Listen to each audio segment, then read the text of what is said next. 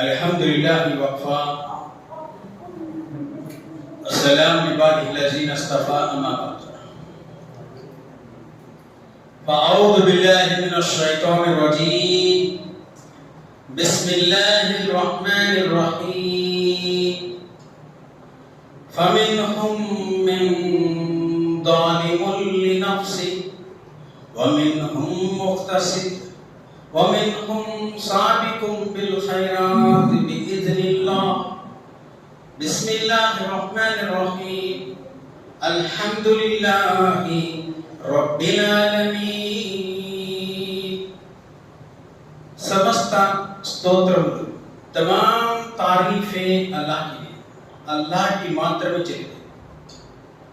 సోదరులారా, ఈ సందర్భంగా నేను మీ ముందు చెప్పే అంశము స్వర్గానికి ప్రవేశించే 4 రకాల ప్రజలు। ఖురాన్ మరియు సహీహ్ హదీసుల ఆధారంగా వీరిలో మొదటి వారు ఎవరు అంటే సాబికుం బిల్ ఖైరాత్ అని చెప్పబడింది। అంటే మంచి పనుల్లో అందరికంటే ముందుండేవారు। వీరు ఎలాంటి హిసాబ్ లేకుండా, లెక్కలు లేకుండా నేరుగా స్వర్గంలోకి ప్రవేశిస్తారు। రెండవ రకం వారు ముక్తసిద్, అంటే సులువైన లెక్కల విచారణ జరిగిన తర్వాత వారు అల్లాహ్ కారుణ్యంతో స్వర్గంలో ప్రవేశిస్తారు। మూడవ రకం వారు ज़ालिमुన్ లినఫ్సి, అంటే వారు చేసుకున్నటువంటి కర్మలకు, చిన్న చిన్న పాపాలకు పరిహారంగా ముందుగా వారు నరకానికి వెళ్ళినా కానీ వారి యొక్క శిక్షాకాలం పూర్తి అయిన తర్వాత అల్లాహ్ సుబ్హానహు వ తఆలా వారిని మరలా తీసి స్వర్గంలో వేస్తారు। నాలుగవ రకం వారు అస్హాబుల్ ఆరాఫ్ వారు, అంటే వారి యొక్క పాపాలు పుణ్యాలు సమానంగా ఉంటాయి। కొంతకాలం నిరీక్షణ తర్వాత మరలా అల్లాహ్ సుబ్హానహు వ తఆలా కారుణ్యంతో వారు జన్నత్కు వెళ్తారు।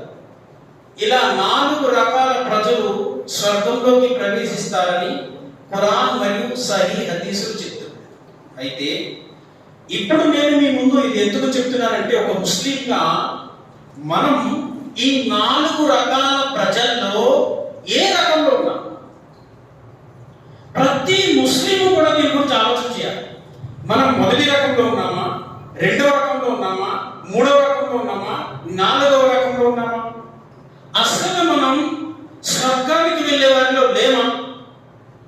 ప్రతి ముస్లిం తనకు తాను పరిశీలన చేసుకోవాల్సి అవుతుంది। ప్రవక్త ముహమ్మద్ సల్లల్లాహు అలైహి వసల్లం స్వయంగా ఏం చెప్పారో తెలుసా? ఇది ఆచరణల దినం, లెక్కల దినం కాదు। రేపు ప్రళయ దినాన లెక్కల దినం వస్తుంది। ఆచరణల దినం ఎంత మాత్రం ఉండదు। కాబట్టి ఆ లెక్కల దినం రాక ముందే మనలో లోపాలుంటే సంస్కరణ చేసుకోవాలి అని। అందుకే ఈ విషయాల మీ ముందు ఈ విషయం నేను చెప్పడానికి ప్రయత్నిస్తున్నాను, అర్థం చేసుకోండి సోదరులారా। 4 రకాల ప్రజల గురించి ఖురాన్లో ఎక్కడ చెప్పబడి ఉంది? సూరా ఫాతిర్ 35వ అధ్యాయంలో ఆయత నంబర్ 32లో చెప్పాడు। నేను అదే ప్రారంభంలో పఠించాను। ఫమిన్హుం ज़ालिमुन లినఫ్సి వ మిన్హుం ముఖ్తసిద్ వ మిన్హుం సాబికుం బిల్ ఖైరాత్ బిఇజ్నిల్లాహ్। ఇక్కడ 3 రకాల ప్రజల గురించి వరుసగా చెప్పాడు, మరియు వారి యొక్క గుణగణాల గురించి కూడా చెప్పాడు। 4వ రకం అస్హాబుల్ ఆరాఫ్ వారి గురించి సూరా అల్-ఆరాఫ్ లో 7వ అధ్యాయం ఆయత నంబర్ 46 నుంచి 49 వాక్యాల్లో చెప్పాడు। చూడండి సోదరులారా, మరి మనం ముందుగా చెప్పబడిన 3 రకాల ప్రజల గురించి తెలుసుకున్నట్టయితే, మొదటిగా చెప్పబడింది ఎవరు? సాబికుం బిల్ ఖైరాత్, మంచి పనుల్లో అందరికంటే ముందుండేవారు। సాబికుం బిల్ ఖైరాత్, మంచి పనుల్లో అందరికంటే ముందుండేవారు అని చెప్పబడింది। అంటే వీరు ఎలాంటి హిసాబ్ లేకుండా డైరెక్ట్ గా స్వర్గంలోకి వెళ్ళిపోతారు। ఏ విషయంపై అల్లాహ్ సుబ్హానహు వ తఆలా ఖురాన్లో వీరి గురించి సూరా వాకియాలో కూడా చెప్పాడు। 10, 11, 12 పనులు. అస్సాబికూన లస్సాబికూన్, అస్సాబికూన అస్సాబికూన్ ఉలైకల్ ముఖర్రబూన్ ఫీ జన్నాతిన్ నഈం సుల్లతుం అవ్వలీన్. అల్లాహ్ ఏమంటున్నాడంటే, మంచి పనుల్లో అందరికంటే ముందుండేవారు, నిశ్చయంగా విశ్వాసంలో వీరు ముందంజ వేసిన వారు, ఎంతైనా వారు ముందుండేవారే, మరియు వారే అల్లాహ్ యొక్క సామీప్యాన్ని పొందినవారు, అల్లాహ్ యొక్క స్వర్గ వనాలలో ఉంటారు. ఎంతైనా వారు స్వర్గానికి వెళ్ళేవారు అత్యధికులు తొలి తరాల వారై ఉంటారు. మరి ఆ తొలి తరాల వారు ఎవరు? ఖురాన్ హదీస్ ప్రకారం ఎవరు అంటే వారు సహాబాలు, తాబాయిలు, తబేతాబు. మరి ఇంకా వీరు డైరెక్ట్ గా ఇస్లాం లేకుండా స్వర్గానికి వెళ్తారని ఇక్కడ ఈ తఫ్సీర్లో చెప్పబడి ఉంది. అయితే దైవ ప్రవక్త ముహమ్మద్ సల్లల్లాహు అలైహి వసల్లం యొక్క హదీసులు చూసినట్టయితే దీని గురించి కొన్ని హదీసులు చెప్పబడి ఉన్నాయి. సహీ బుఖారీ వస్తుంది ఒక హదీస్ నెంబర్ 6472. అదేవిధంగా సహీ ముస్లిం హదీస్ నెంబర్ 220. ఈ రెండు హదీసుల్లో ప్రవక్త ముహమ్మద్ సల్లల్లాహు అలైహి వసల్లం హజరత్ ఇబ్న్ అబ్బాస్ రలియల్లాహు అన్హు వారు ఉల్లేఖించిన హదీస్, ప్రవక్త ముహమ్మద్ సల్లల్లాహు అలైహి వసల్లం ఆ రోజు ఏం చెప్తున్నారంటే, నాకు అంతిమ దినాన నా యొక్క సమూహం చూపించబడింది. అది ఎంత పెద్ద సమూహం అంటే మహాపర్వతమంతుంది. అయితే నేను ఆ రోజు ఈ సమూహం ఎవరిది అని దైవదూతలను అడిగాను. వారు చెప్తున్నారు, ఓ దైవ ప్రవక్త, ఇది మీకంటే ముందు వచ్చినటువంటి ప్రవక్త మూసా అలైహిస్సలాం వారిది అన్నారు. ఆ తర్వాత నాకు ఇంకా పెద్ద సమూహం చూపించబడింది. అది మహాపర్వతాన్ని సైతం కప్పేసేంత పెద్ద సమూహం. ఈ సమూహం ఎవరిది అని అడిగాను. అప్పుడు దైవదూతలు చెప్తున్నారు, ఓ దైవ ప్రవక్త, ఈ సమూహం మీ ఉమ్మతి. ఇందులో 70,000 మంది ఎలాంటి హిసాబ్ లేకుండా డైరెక్ట్ గా స్వర్గంలోకి ప్రవేశించబడతారు అని నాకు చెప్పబడింది. ఈ హదీస్ చెప్పి దైవ ప్రవక్త ముహమ్మద్ సల్లల్లాహు అలైహి వసల్లం లోపలికి వెళ్ళిపోయారు. అప్పుడు సహాబాలలో గుసగుసలు ప్రారంభమయ్యాయి అంట. మరి ఆ 70,000 మంది విశ్వాసులు ఎవరు? ఎలాంటి లెక్కలు లేకుండా స్వర్గానికి ప్రవేశించేవారు ఎవరు? వారు అన్సార్లా, మహాజీర్లా, లేక దైవ ప్రవక్త కూడా ఉండేవారా, ఎవరు అని గుసగుసలు ప్రారంభమయ్యాయి. ఇది గమనించి దైవ ప్రవక్త ముహమ్మద్ సల్లల్లాహు అలైహి వసల్లం లోపల నుంచి బయటకు వచ్చి అప్పుడు వారితో చెప్తున్నాడు, వారిలో ముఖ్యంగా 4 లక్షణాలు ఉంటాయి అని. ఆ 4 లక్షణాలు ఏంటంటే, ఒకటి లా యస్తర్కూన్ అంటే వారు ఇతరుల వద్దకు వెళ్ళి రుకియా మంత్రోచ్చారణ ధమ్ చేయమని కోరరు. ఒక లక్షణం. ఏ విషయమైనా అల్లాహ్తో చెప్పి దుఆ చేసుకుంటూ ఉంటారు. రెండవ లక్షణం ఏమిటి అంటే, వారు అపశకునాలను, మూఢనమ్మకాలను నమ్మరు. లా యతతయ్యరూన్ లా యత్తఊన్, మరియు వారు కాల్చేటువంటి చికిత్సలు చేయించుకోరు. వఅలా రబ్బిహిం యతవక్కలూన్, మరియు వారు ప్రతి చిన్న విషయం పైన అల్లాహ్ పైనే తవక్కల్ కలిగి ఉంటారు, నమ్మకం కలిగి ఉంటారు అని 4 ప్రాముఖ్యమైనటువంటి లక్షణాలు చెప్పారు. ఎవరిలో అయితే ఈ 4 ప్రాముఖ్యమైన లక్షణాలు ఉంటాయో వారు స్వర్గానికి వెళ్తారు, ఎలాంటి హిసాబ్ లేకుండా అన్నారు. అయితే ఈ హదీసున సహబాలలో ఒక్కాషా బిన్ మిహ్సాన్ అనే ఒక సహాబీ లేచి, ఓ దైవ ప్రవక్త, నా కోసం కాస్త అల్లాహ్తో దుఆ చేయండి, నన్ను వారిలో ఉండే విధంగా అన్నారు. అప్పుడు దైవ ప్రవక్త ముహమ్మద్ సల్లల్లాహు అలైహి వసల్లం చిన్న నవ్వు నవ్వారంట. నవ్వి చెప్తున్నారు, ఓ ఉక్కాషా, నువ్వు కూడా వారిలో ఉన్నావు. ఈ 70,000 మంది విశ్వాసుల్లో నువ్వు కూడా ఒకడివి అన్నారు. అల్లాహు అక్బర్. మరి ఈ శుభవార్త విన్న తర్వాత అక్కడే ఉన్న అన్సార్లో ఉండేటువంటి ఒక సహాబీ లేచి, ఓ దైవ ప్రవక్త, నా కోసం కూడా కాస్త అల్లాహ్తో దుఆ చేయండి అన్నారు. అప్పుడు ప్రవక్త ముహమ్మద్ వారు ఏం చెప్పారంటే, సబకక బిహ ఉక్కాషా, ఈ విషయంలో ఉక్కాష నీకంటే కూడా ముందడుగు వేశాడు, ముందంజ వేశాడు అన్నారు. కాబట్టి ఈ భాగ్యం ఉక్కాషాకి దొరికింది అన్నారు. ఇక్కడ గ్రహించండి సోదరులా, మంచి పనుల్లో ఎవరైతే ముందడుగు వేస్తారో, ముందంజ వేస్తారు, అల్హమ్దులిల్లాహ్, వారికి గొప్ప పుణ్య ఫలాలు ఉన్నాయనడానికి ఇది ఒక గొప్ప ఉదాహరణ. కాబట్టి మంచి పనుల్లో ఎప్పుడు ముందు ఉండాలి. అల్హమ్దులిల్లా, హిసాబ్ లేకుండా జన్నత్కి వెళ్ళే వారి యొక్క ముఖ్య లక్షణం. మరి హదీస్ ప్రకారం మనకు తెలిసే విషయం ఏమిటంటే, ఈ 4 ముఖ్య లక్షణాలు ఉన్నవారు హిసాబ్ లేకుండా డైరెక్ట్గా వెళ్తారు. మరి అలాంటి వారు ఎవరైనా ఈ రోజుల్లో ఉన్నారు? ఎందుకంటే చాలా మంది ఈ సమాజంలో ముస్లింలు మనం పరిశీలిస్తే ఈ 4 ముఖ్యమైనటువంటి లక్షణాల్లో ఏదో ఒక లక్షణంలో గుమరైపోయాడు. ఏదో లక్షణంలో 100% మనం పరిశీలన చేయాలి. చూడు, ఉదాహరణకి ఇక్కడ మొదటి విషయం ఏం చెప్పబడి ఉంది? సాబికు బిల్ ఖైరాత్, మంచి పనుల్లో అందరికంటే ముందు ఉండేవారు. మంచి పనుల్లో అందరికంటే ముందు ఉండేవారు అని ఇక్కడ చెప్పబడి ఉంది. ఈ మంచి పనులు ఏంటి? లా యస్తర్కూన్. ఇక్కడ 4 ముఖ్యమైన విషయాలు చెప్పబడి ఉన్నాయి. దీనికి సంబంధించి 4 ముఖ్యమైన విషయాలు చెప్పారు, లక్షణాలు చెప్పారు. ఒకటి, లా యస్తర్కూన్. ఇక్కడ ముఖ్య లక్షణం ఏం చెప్పబడి ఉంది? వారు రుకియా, మంత్రోచ్చారణ చేయమని, దమ్ చేయమని ఇతరుల వద్ద, ఎవరి వద్దకు వెళ్ళి కోరరు. మరి దీని గురించి మన ఉలమా చెప్తున్నారు, ఇస్లామీయ షరియత్ అంగీకరించని విషయాలను వారు స్వయంగా దమ్ చేసుకోరు, ఇతరుల చేత దమ్ చేయమని కోరరు. మరి షరియత్ అంగీకరించే విషయాలు ఏంటి? ఇక్కడ దమ్ చేయడానికి ధర్మం అంగీకరించే విషయాలు కొన్ని ఉన్నాయి, అంగీకరించే విషయాలు ఉన్నాయి. అంగీకరించే విషయాలు ఏంటి అంటే, ఉదాహరణకి ఎవరికైనా జాదు జరిగింది, శైతాన్ ప్రభావం చెందింది, జిన్ను పట్టుకుంది, లేదా అనారోగ్యం చేరింది, దమ్ చేయొచ్చు. దానికి షరియత్ అంగీకరిస్తుంది, షిఫా జరుగుతుంది. అంగీకరించే విషయాలు ఏంటి?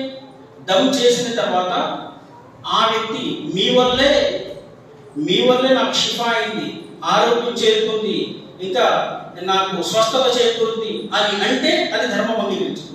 ఎందుకంటే షిఫా అనేది, స్వస్థత అనేది అల్హమ్దులిల్లాహ్ అల్లాహ్ ద్వారా వస్తుంది, ఎవరి ఇతరుల ద్వారా జరగదు. కానీ సమాజంలో చాలా ఏముందంటే, చాలా మంది యొక్క విశ్వాసాలు ఎలా ఉంటే, ఫలానా వ్యక్తి దగ్గరికి వెళ్తే రోగం తగ్గిపోద్ది, ఫలానా దగ్గరికి వెళ్ళిపోతే మనకి షిఫా అయిపోద్ది, మనం పట్టుకున్న జిన్ను వదిలేస్తాడు, శైతాన్ వదిలేస్తాడు, ఇలా రకరకాల విశ్వాసంతో ఉన్నారు కదా. ఇవన్నీ కూడా గుమ్రా అయిపోయే మార్గాలు. ఎందుకంటే ఈ సమాజంలో అలాంటి వారు ఉన్నారు అని మన యొక్క ఉలమా చెప్తున్నారు. ఇంకొంతమంది అయితే ఖురాన్ యొక్క వాక్యాలను కాగితాల రూపంలో కట్టి శరీరానికి కడుతూ ఉంటూ దమ్ చేసుకుంటుంటారు. ఇది కూడా గుమ్రా అయిపోయే మార్గం.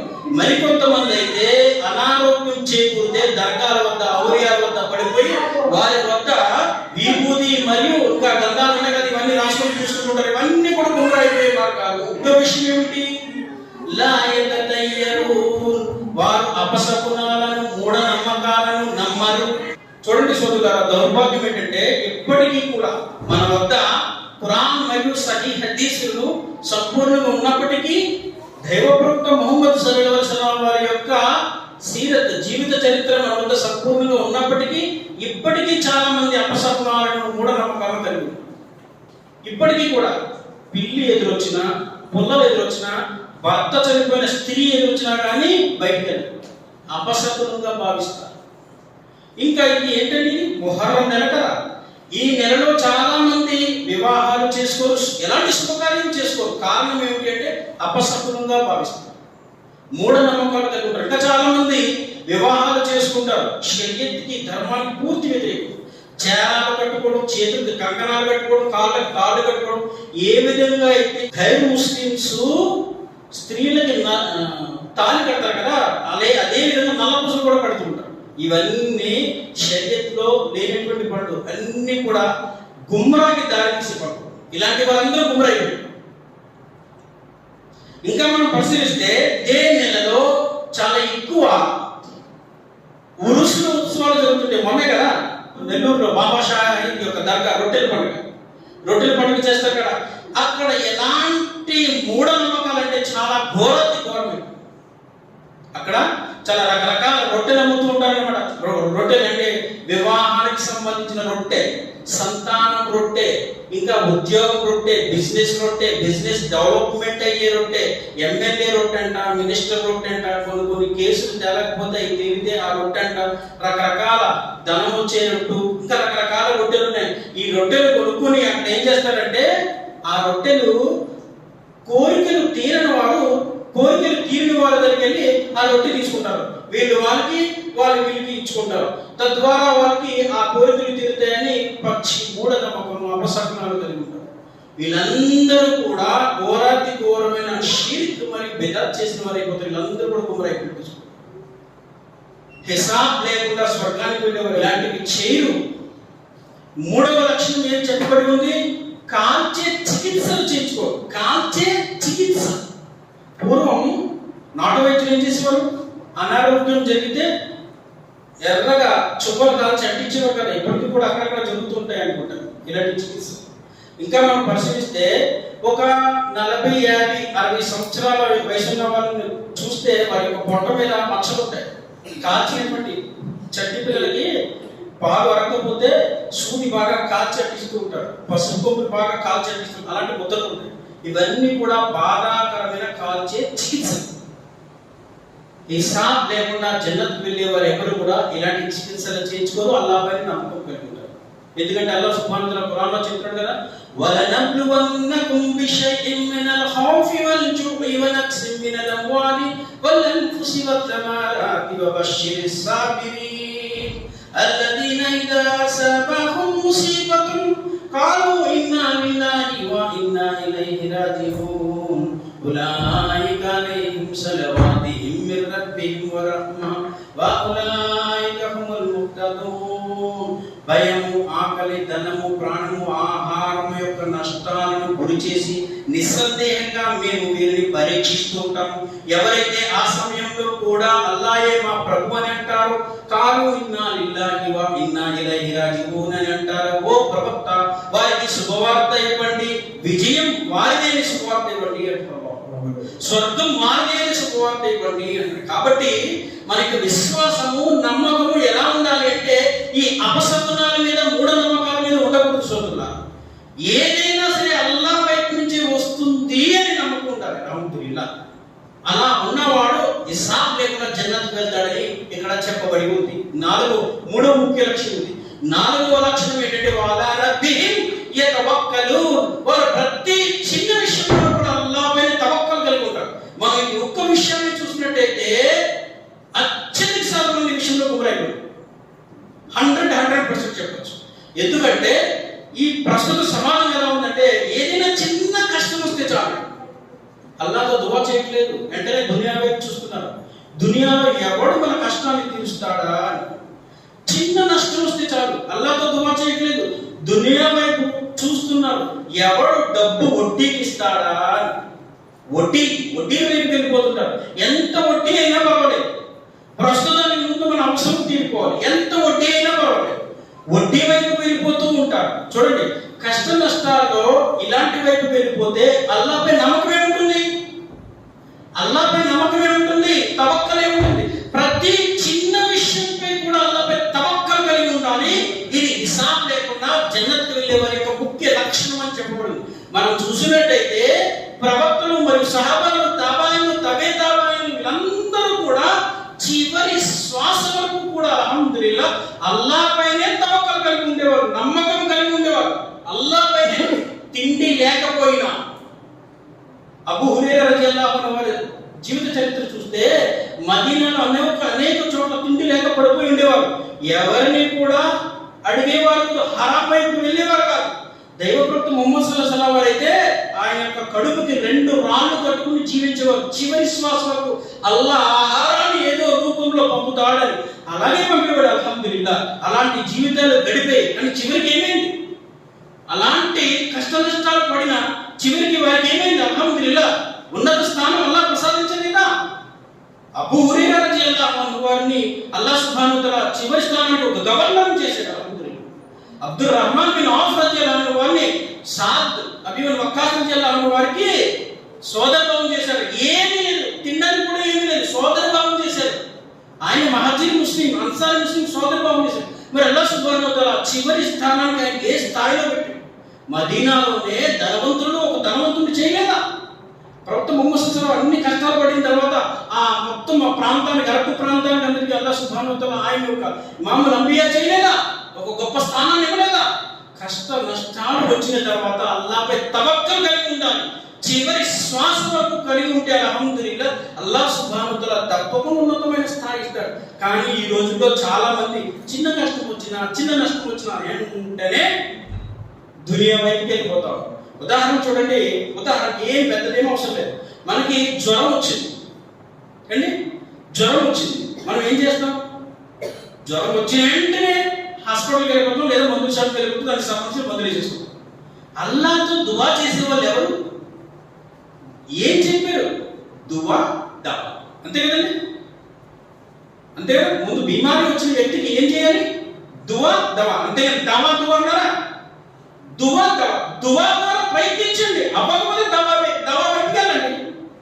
దువా ద్వారా ప్రయత్నించాలి, అవ్వలేదు అప్పుడు దవా వైపు వెళ్ళండి. దువా దవా రెండు ఉంటే అల్హమ్దులిల్లాహ్ అప్పుడు షిఫా జరుగుతుంది. హిసాబ్ లేకుండా స్వర్గానికి వెళ్ళే వారి యొక్క ముఖ్య లక్షణాలు ఉన్నాయి. ఈ సమాజంలో ఇవేమీ లేవు. ఇవేమీ లేక ఎలా పడితే అలా ఏ విధంగా పడితే ఆ విధంగా గుమ్రా అయిపోవడానికి మనుషులు ప్రయత్నిస్తున్నారు. ఈ పనులన్నీ కూడా గుమ్రా అయిపోయే మార్గాలు. అందుకే అల్లాహ్ సుబ్హానహు వ తఆలా ఇక్కడ ఏం చెప్తున్నాడు అంటే ఏం చెప్తున్నాడు? వారిలో అత్యధికులు, స్వర్గానికి వెళ్ళే వాళ్ళు అత్యధికులు తొలి తరాలు ఉంటారు అన్నాడు. ముహమ్మద్ సల్లల్లాహు అలైహి కూడా అదే చెప్తున్నారు. అయితే ఇంకా ఈ హదీస్ విన్న సహబాలు ప్రవక్త ముహమ్మద్ సల్లల్లాహు అలైహి వారిని అడిగారు, ఓ దైవ ప్రవక్త, మీ ఉమ్మతులు కేవలం 70,000 మందేనా? కేవలం 70,000 మందేనా హిసాబ్ లేకుండా డైరెక్ట్ గా స్వర్గానికి వెళ్ళేవారు? అప్పుడు ప్రవక్త ముహమ్మద్ సల్లల్లాహు అలైహి వారు అల్లాహ్తో దువా చేశారు. ఈ యొక్క విషయం ముస్లిం తిర్మిదీలో వస్తుంది. హదీస్ నెంబర్ 2437, 2437. అబూ ఉమామా రజియల్లాహు అన్హు వారు తెలిపిన హదీస్. ఇక్కడ ప్రవక్త ముహమ్మద్ సల్లల్లాహు అలైహి వారు ఏం చెప్తున్నారంటే ఈ హదీస్ లో ఆ దినమున ఆ రోజు గురించి అల్లాహ్ సుబ్హానహు వ తఆలాతో దువా చేసినప్పుడు అల్లాహ్ సుబ్హానహు వ తఆలా వారి యొక్క సంఖ్య మరింత పెంచడం జరిగింది అని చెప్తున్నారు. ఎంత అంటే 70,000 మంది విశ్వాసుల్లో ప్రతి 1000 మందితో పాటు మరొక 70,000 మందిని ఎలాంటి హిసాబ్ లేకుండా ఆ స్వర్గంలోకి అల్లాహ్ సుబ్హానహు వ తఆలా ప్రవేశింపజేస్తాడు అని నాకు వాగ్దానం చేయబడింది అని దైవప్రవక్త ముహమ్మద్ సల్లల్లాహు అలైహి చెప్తున్నారు. చూడండి సోదరుడు, అంటే ఎంత? 70 × 70,000 49 లక్షలు. ముందుగా చెప్పబడింది 70,000. 49 లక్షల 70,000 మంది అంతిమ దినాన ఎలాంటి హిసాబ్ లేకుండా, లెక్కలు లేకుండా, విచారణ లేకుండా డైరెక్ట్ గా స్వర్గంలోకి ప్రవేశింపబడతారంట. అల్లాహు అక్బర్. ఈ హదీస్ ని అల్ అల్బానీ రహిమహుల్లాహ్ వారు కూడా సహీ హదీస్ గా ఖరారు చేశారు. అయితే ఇంకా హదీస్ ఇలా వస్తుంది. అయితే ఇంకా అల్లాహ్ సుబ్హానహు వ తఆలా అంతిమ దినాన ఆయన యొక్క గుప్పెటి నుంచి 3 గుప్పెట్ల ప్రజలను తీస్తాడంట. 3 గుప్పెట్ల ప్రజలను స్వర్గంలో వేస్తాడు. వారు కూడా హిసాబ్ లేకుండా స్వర్గంలోకి వెళ్తారు. మరి ఆ 3 గుప్పెట్ల ప్రజలు ఎవరు? వారి యొక్క సంఖ్య ఎంత అంటే మన ఉలమా దీని గురించి 2 విధాలుగా విభజన చేశారు. ఒక విభజన ఏంటంటే వారు ఎవరు, ఎంతమంది అనేది అల్లాహ్ సుబ్హానహు వ తఆలా యొక్క ఉదారతకు, ఆయన యొక్క కారుణ్యానికి, గొప్ప ఘనతకు ఒక ప్రతీక. అది ఎంతమంది అనేది మానవ సంఖ్య ఎంత మాత్రము లేదు. మానవ సంఖ్య ఇందులో ఎంత మాత్రం లేదు. అల్లాహ్ సుబ్హానహు వ తఆలా ఎన్ని కోట్ల మందిని తీస్తాడంటే అల్లాహే తెలుసు. అల్లాహు అక్బర్. ఇక రెండవ విభజన ఏం చేశారంటే ఇమాం అహ్మద్ బిన్ హంబల్ రహిమహుల్లాహ్ వారు, ఇంకా పూర్వం చాలా మంది సలఫులు చెప్పే మాట ఏంటంటే ఎప్పుడైతే ఈ హదీస్ వచ్చిందో అల్లాహ్ సుబ్హానహు వ తఆలా యొక్క చేతులు ఇలా ఉంటాయని, ఆయన యొక్క గుప్పెటి ఇలా ఉన్నదని, దాని యొక్క నిజ స్వరూపాన్ని ఊహించకూడదు అన్నారు. ఊహించకూడదు. దైవప్రవక్త ముహమ్మద్ సల్లల్లాహు అలైహి వారు ఏదైతే చెప్పారో అది ఉన్నట్టు నమ్మాలి అని అంతే. చూడండి సోదరులారా, ఈ హదీస్ ప్రకారం వీళ్ళందరూ కూడా హిసాబ్ లేకుండా, లెక్కలు లేకుండా, విచారణ లేకుండా డైరెక్ట్ గా స్వర్గంలో ప్రవేశిస్తారు. అయితే ముఖ్యంగా మనలో ఈ లక్షణాలు ఉన్నాయి. ఈ 4 లక్షణాలు ఉన్నాయి, ఉండాలి. మరి మనలో ఉన్నాయా? ప్రతి ఒక్కరు పరిశీలన చేసుకుని సోదరులు ఉన్నాయా? లేదంటే అల్హమ్దులిల్లాహ్ మనం సంస్కరణ చేసుకోవడానికి ప్రయత్నించాలి. నేను అల్లాహ్తో దువా చేస్తున్నాను, అల్లాహ్ మమ్మల్ని అల్హమ్దులిల్లాహ్ ఈ హిసాబ్ లేకుండా చెప్పేటువంటి సంఖ్య వీరి గురించి ఎక్కడైతే చెప్పబడి ఉందో వీరిలో మమ్మల్ని మరి మా కుటుంబ సభ్యులందరూ కూడా కలిపి వాక్యం ప్రసాదించాం. ఆమె ఇక్కడ నేను ఒక వర్గపు ప్రజల గురించి చెప్పాను. రెండవ వర్గం ఎవరు అంటే ఇక్కడ చెప్పబడింది ముఖ్తసిద్ వమిన్హుం ముఖ్తసిద్ అని. అంటే విచారణ జరిగిన తర్వాత, సులువైన విచారణ జరిగిన తర్వాత అల్లాహ్ కార్యంతో స్వర్గంలోకి ప్రవేశింపబడేవారు. దీని గురించి హదీస్ ఎలా చెప్పబడి ఉంది అంటే ఈ యొక్క ఆయత యొక్క తఫ్సీర్లో ఖురాన్ యొక్క వ్యాఖ్యాత ప్రముఖ తఫ్సీర్ వేత్త ఇమాం ఇబ్న్ కతీర్ రహిమహుల్లాహ్ వారు చెప్తున్నారు, వీరు అల్లాహ్ యొక్క విధులను ఏమైతే ఉన్నాయో వాటిని పూర్తి చేస్తూ ఉంటారు. నమాజ్, జకాత్, రోజా, కలిమాపై ఉంటారు, అన్ని చేస్తారు. అయితే వీరిలో అదనపు నమాజు, అదనపు సత్కార్యాలు, అదనపు పుణ్యకార్యాలు అంటే ఏమైతే ఆ వ్యక్తి మీద విధించబడినాయో అవి కాకుండా ఇంకా ఎక్కువ అదనంగా ఆయన ఆ వ్యక్తులు సంపాదించుకోని కారణంగా ఇంకా షరియత్ ఏదైతే మక్రూహ్ చేసిందో వాటిని విడిచిపెట్టని కారణంగా ఆ వ్యక్తుల్లో హిసాబం యసీరా జరుగుతుంది. అప్పుడు వారు అల్లాహ్ కార్యంతో స్వర్గంలోకి ప్రవేశించబడతారు. అమ్మ ఆయిషా రలియల్లాహు అన్హా వారు దైవ ప్రవక్త ముహమ్మద్ సల్లల్లాహు అలైహి వసల్లం అడిగారు, ఓ దైవ ప్రవక్త హిసాబం యసీరా అంటే ఏంటి? అప్పుడు ప్రవక్త ముహమ్మద్ సల్లల్లాహు అలైహి వసల్లం చెప్తున్నారు, అంతిమ దినాన ముఖ్తసిద్ యొక్క ప్రజలను అల్లాహ్ సుబ్హానహు వ తఆలా ఆయన యొక్క కారుణ్యపు తెర వెనుకకు పిలుస్తాడు. పిలిచి వారు చేస్తున్నటువంటి కర్మల పత్రాలు వారి చేతికి ఇస్తాడు. ఇచ్చి వారిని ప్రశ్నిస్తాడు, మీరు ఫలానా తప్పు చేశారు కదా, లోకంలో మీరు ఫలానా పాపం చేశారు కదా అని ప్రశ్నిస్తాడు. ప్రశ్నించి చెప్తాడు, నేను లోకంలో ఆ తప్పులను, ఆ పాపాలను, లోపాలను దాచాను, ఇక్కడ మీకోసం వీటిని క్షమిస్తున్నాను, ఇక్కడ నేను వీటిని క్షమిస్తున్నాను, ఇంకా నేను మీ యొక్క పుణ్యాలను స్వీకరిస్తున్నాను, నా కారుణ్యంతో మీరు స్వర్గంలోకి ప్రవేశించండి. ఇదే హిసాబం యసీరా. చూడు సోదరులారా, ముఖ్తసిద్ యొక్క ప్రజలపై అల్లాహ్ సుబ్హానహు వ తఆలా కారుణ్యం ఎలా ఉంది? ఇక్కడ మొదటిగా చెప్పబడింది ఏంటి? లోకంలో అల్లాహ్ సుబ్హానహు వ తఆలా మన యొక్క లోపాలు, తప్పులు, పొరపాట్లు దాచాడు, ఒక అనుగ్రహం. రెండోది ఏంటి? అంతిమ దినాన బహిరంగంగా కాకుండా ఆయన కారుణ్యపు తెర వెనుకకు పిలిచి కర్మల పత్రాలు ఇచ్చాడు. రెండవ అనుగ్రహం మన యొక్క పరువును కాపాడాడు అల్లాహ్ సుబ్హానహు వ తఆలా. మూడవది ఏంటి? అక్కడ మన యొక్క లోపాలను, పాపాలను క్షమించాడు, తప్పులు క్షమించాడు. నాలుగోది మన పుణ్యాలు స్వీకరించాడు. ఐదోది జన్నత్ యొక్క సౌభాగ్యాన్ని ప్రసాదించాడు. వీరిపై అల్లాహ్ సుబ్హానహు వ తఆలా పెట్టినటువంటి అనుగ్రహాన్ని అల్హమ్దులిల్లాహ్, ఆయన ఎంత గొప్ప కర్త గలవాడు చూడండి. అల్లాహు అక్బర్.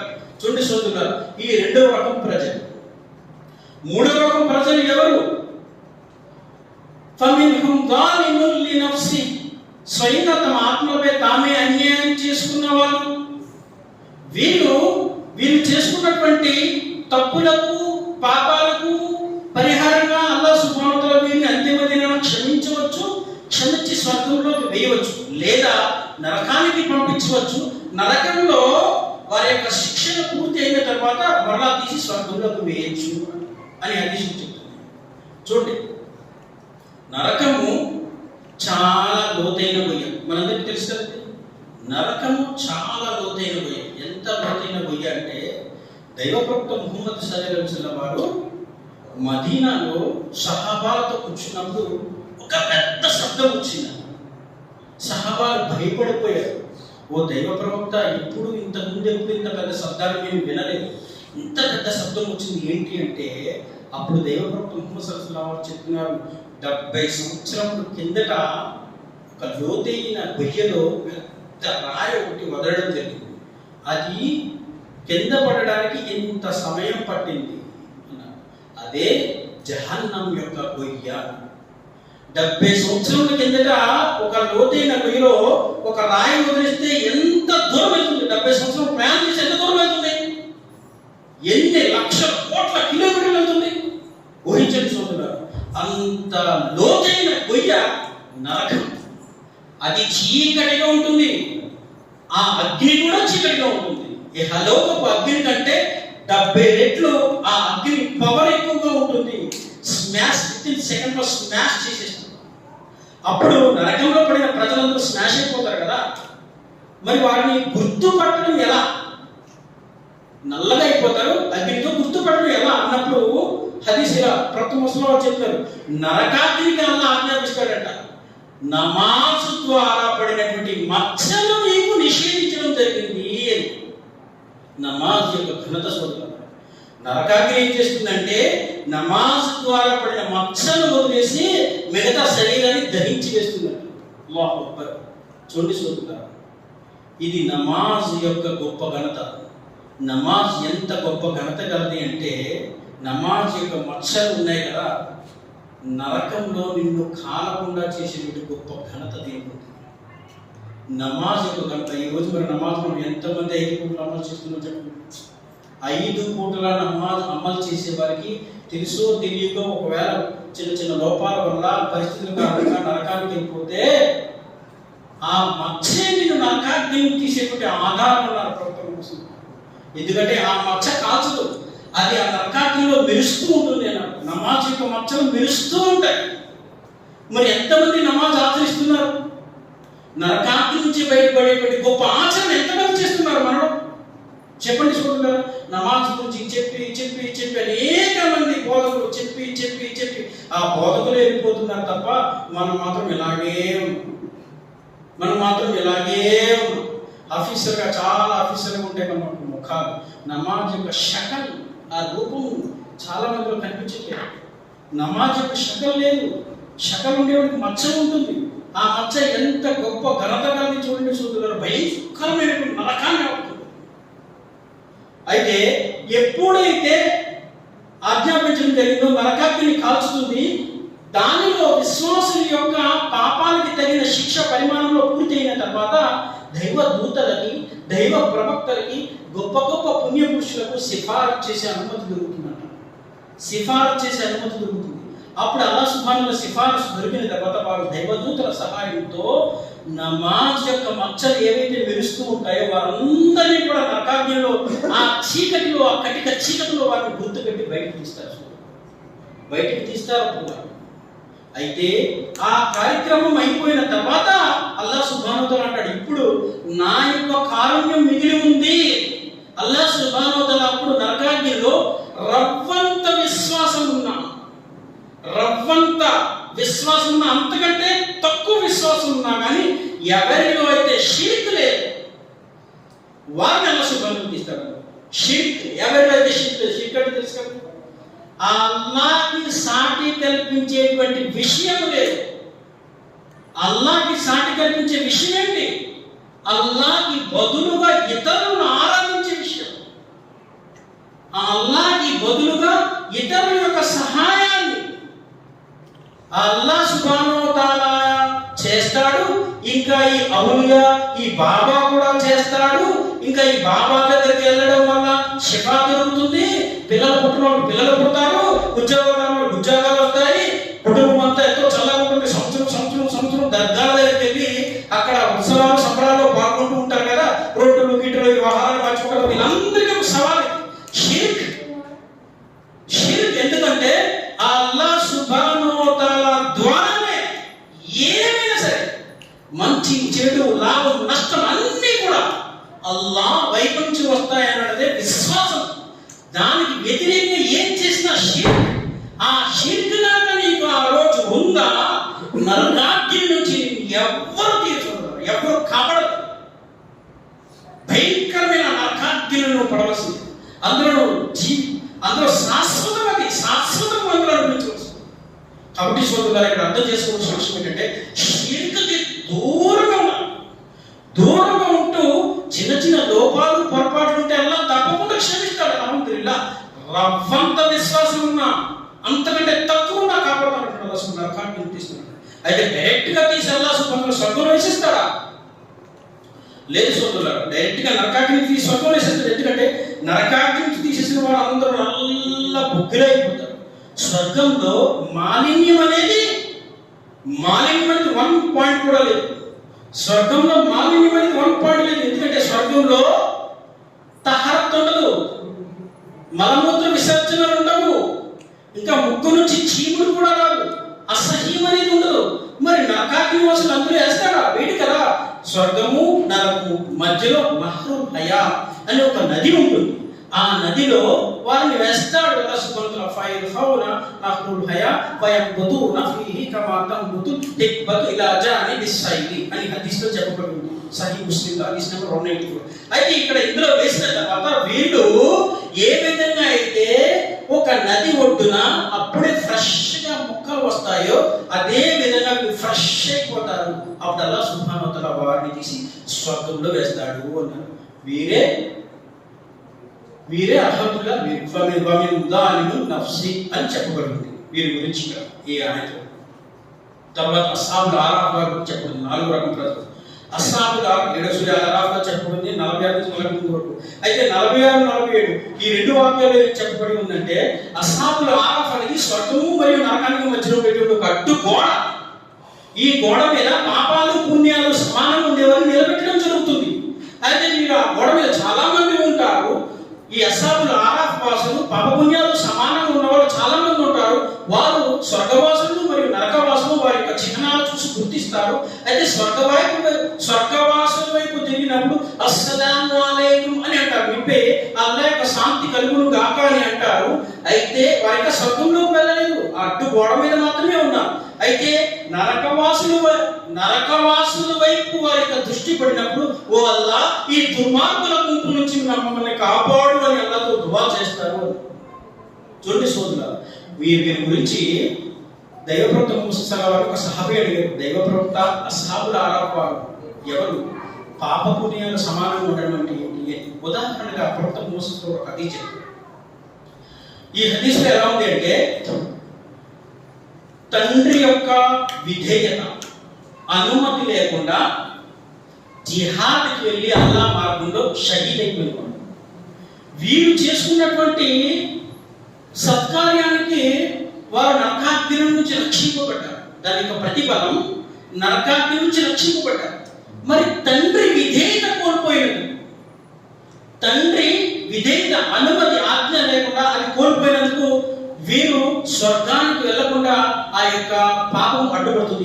అర్థం చేసుకుని సోదరులారా, తండ్రి ఆజ్ఞ లేకుండా ఇథాత్ లేకుండా అల్లాహ్ మార్గంలో జిహాద్ వెళ్ళారు, షహీద్ అయిపోయారు. అందుకు కానీ పుణ్యపాపం ఏం చేస్తుంది? నరకాగ్ని నుంచి రక్షిస్తుంది. కానీ తండ్రి ఇథాత్ లేనందుకు గాను ఆ పాపం ఏం చేస్తుంది? స్వర్గానికి వెళ్లకుండా అడ్డుకుంటుంది. ఇది పాప పుణ్యాలు సమానం అంటే అన్నారు ప్రవక్త ముహమ్మద్. అప్పుడు వారు ఆరాఫ్ గోడ మీద నిలబెట్టబడతారు. అల్లాహ్ సుబ్హానహు వ తఆలా దీనికి వివరిస్తున్నాడు ఈ ఆయతలోనే 49వ వాక్యంలో. ఇప్పుడు మీకు నిరీక్షణ అనంతరం ఇప్పుడు మిమ్మల్ని మీరు ఇప్పుడు స్వర్గంలోకి ప్రవేశించండి, మీకు ఎలాంటి భయం కానీ దుఃఖం కానీ ఉండదు. అల్లాహ్ సుబ్హానహు వ తఆలా ప్రకటిస్తున్నాడు. నిరీక్షణ అయిపోయింది, అల్లాహ్ సుబ్హానహు వ తఆలా కారుణ్యంతో మీరు స్వర్గానికి వెళ్తున్నారు. భయం కానీ దుఃఖం కానీ ఉండదని అల్లాహ్ సుబ్హానహు వ తఆలా శుభవార్త ప్రకటిస్తున్నాడు. అయితే ఇక్కడ మనం అర్థం చేసుకోవాల్సిన విషయం ఏంటి? గ్రహించండి సోదరులారా, తండ్రి యొక్క విధేయతలో స్వర్గము ఈ హదీస్ ద్వారా తెలుసు. తండ్రి యొక్క విధేయతలో విశ్వాసి అయిన తండ్రి యొక్క మార్గము స్వర్గానికి మార్గం అని ఈ హదీస్ ద్వారా అర్థం చేసుకోవాలి. ప్రతి ముస్లిం ఏమన్నారు?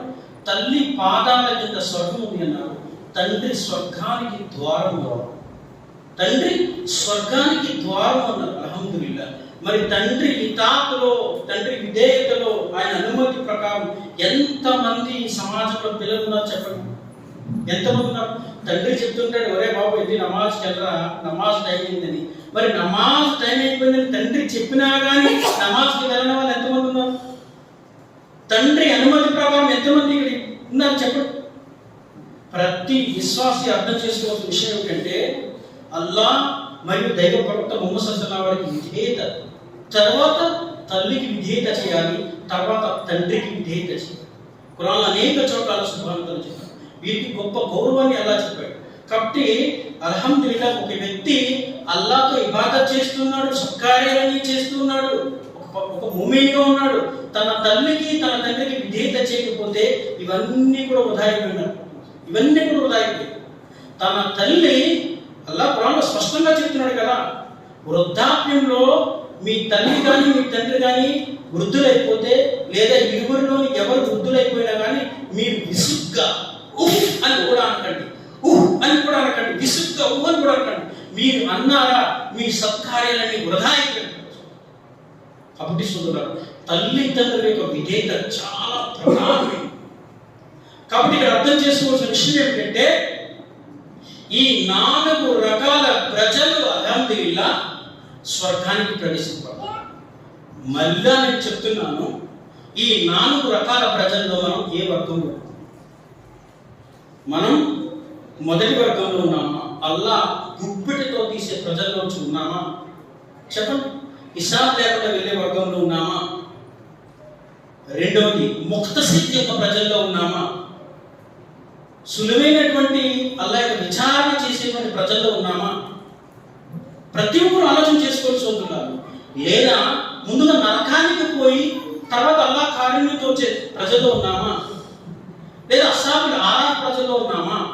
ప్రతి ఒక్క ముస్లిం, ప్రతి ఒక్క మోమిన్ అర్థం చేసుకోవాలి, అసలు మనం స్వర్గానికి వెళ్ళే వాళ్ళు ఉన్నామా లేదా?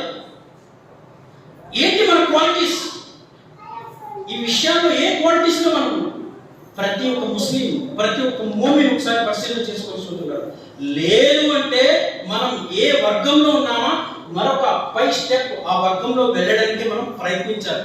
ఎందుకంటే ప్రవక్త ముహమ్మద్ సల్లల్లాహు అలైహి వసల్లం క్లియర్గా చెప్పేశారు, ఈ దునియా అనేది కేవలం ఆచరణ మాత్రమే, ఆచరణ చేసే మాత్రమే. ఇక్కడ లెక్కలు అనేవి ఉండవు. నువ్వు ఆచరణ చేసినా చెయ్యకపోయినా నేను ఎవడాడు? నువ్వు నమాజ్ లేకుండా నమాజిగా తిరిగినా ఎవడాడు? చెప్పడం వరకే, ధర్మం కోసం హితబోధ చేయడం వరకే ఉంది. ఆచరించకపోవడం నీ ఇష్టం, నిన్ను పట్టుకోవడం ఉండదు. కానీ అంతిమ దినం అనేది ఉంటుంది కదా, అది లెక్కల దినం మాత్రమే. ఖచ్చితంగా నీ లెక్కల్లో మార్పులుంటే, ధర్మ ప్రకారం లేకుంటే, దైవ ప్రవక్త విధేయతలో లేకుంటే, ఖురాన్ మరియు హదీసులు వ్యతిరేకంగా ఉంటే ఖచ్చితంగా నిన్ను పట్టుకోవడం జరుగుతుంది. ఆ రోజు నిన్ను రక్షించేవాడు ఎవ్వడు ఉండడు. నువ్వు మరలా నేను భూమి మీదకి వెళ్ళి ఆచరణలు చేస్తాను, ఈ కౌంట్ పూర్తి చేసుకుంటాను అంటే నిన్ను ఈ భూమి మీదకి పంపే అవకాశం కూడా ఉండదు. కాబట్టి సోదరులారా, ప్రతి ముస్లిం, ప్రతి మోమిన్ అర్థం చేసుకోవాలి, మనం ఏ ఆచరణలో ఉన్నాము, ఏ ఆచరణ చేస్తున్నాం, ఇంకా ఏ ఆచరణ అర్థం చేసుకున్న అల్హమ్దులిల్లాహ్ ఆచరణ పూర్తి చేయడానికి ప్రయత్నించాను. మరి నేను అందరితో దువా చేసుకున్న వల్ల ఏ విషయాలైతే ఇక్కడ చెప్పడం జరిగిందో దీనిపై జ్ఞానాన్ని హాసిల్ చేసి అమలు చేసే భాగ్యం మరియు అల్లాహ్ సుబ్హానహు వ తఆలా మా యొక్క పుణ్యాలను అల్హమ్దులిల్లాహ్ స్వీకరించి అంతిమ దినాన జన్నత్ యొక్క సౌభాగ్యం ప్రసాదించే వారికి వచ్చే భాగ్యం ఆమీన్. మరియు మా యొక్క పుణ్యాలు అల్లాహ్ సుబ్హానహు వ తఆలా ప్రవక్తకి ఏ విషయాల్లో అయితే ధర్మబోధ తెలియపరిచి భూమి మీదకి పంపాడో, తెలియపరిచిన వాటిని పరిపూర్ణంగా మాకు దొరికిన తర్వాత వాటిని ఆచరించే భాగ్యం ప్రసాదించు. ఇంకా మా తోటి సాధులు ఎంతమంది అయితే దీనికి దూరం ఉన్నారు వారు కూడా ధర్మాన్ని అర్థం చేసుకుని ఐదుగురు నమాజ్ చదువుకునే భాగ్యాన్ని ప్రసాదించు, తౌహీద్పై ఉండే భాగ్యాన్ని ప్రసాదించు, ఇంకా షరియత్పై నడుచుకునే భాగ్యాన్ని ప్రసాదించు. ఇంకా సత్కార్యాలు అల్హమ్దులిల్లాహ్ ఈ రోజు ఏ సత్కార్యం మీద జరుగుతుందో అలాంటి సత్కార్యాలు అల్హమ్దులిల్లాహ్ ఇంకా మేము మంచిగా చేసే భాగ్యాన్ని ప్రసాదించు. షిర్క్ మరియు బిదాత్కి దూరం ఉండే భాగ్యాన్ని ప్రసాదించు. ఆమీన్.